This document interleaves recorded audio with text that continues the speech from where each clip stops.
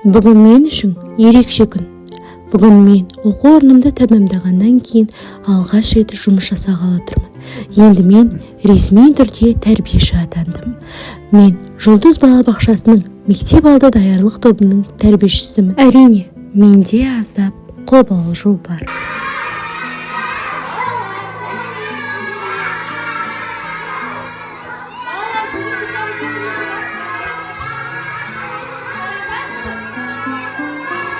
Менің алғашқы күнім сәтсіз басталған сияқты.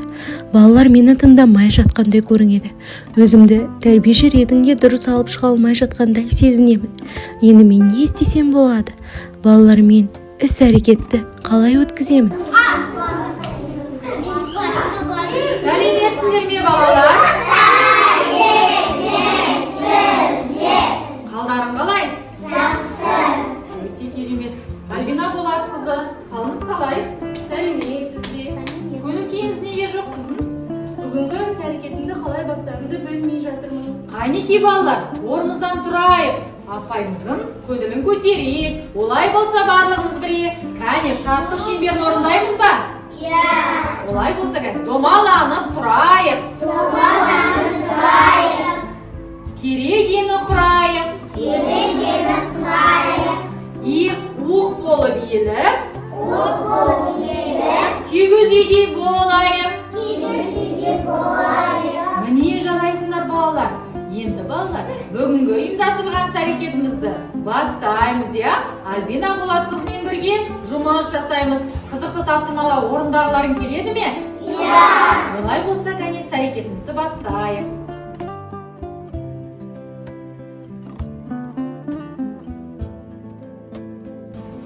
Альбина Болатқызы, бүгінгі ұйымдастырылған іс-әрекетімізде әртүрлі қызықты тапсырмаларды қолдануға болады. Соның бірі қазақтың ұлттық құндылықтары, қазақтың ою-өрнектері.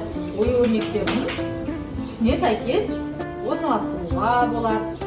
Балалардың танымын, шығармашылығын дамытуға болады.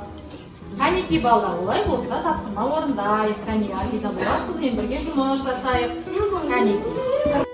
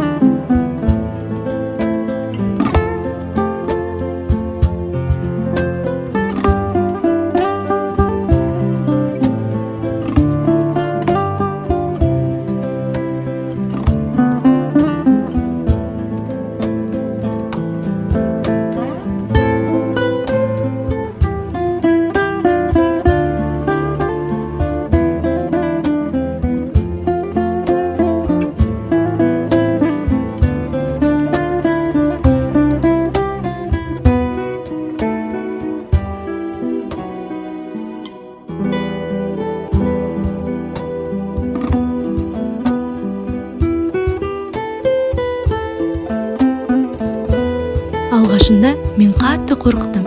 Қолымнан келмейді ме деп, қателесіп қаламын ба деп ойымдаған едім. Бірақ сол сәтте жанымнан тәлімгерім Айнагүл Айтбайқызы табылды. Ол кісінің маған үйреткені өте көп.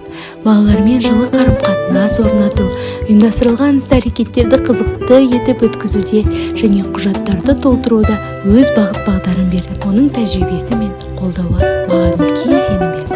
Енді маған ешқандай қиындықтар кедергі емес. Себебі мен жалғыз емес.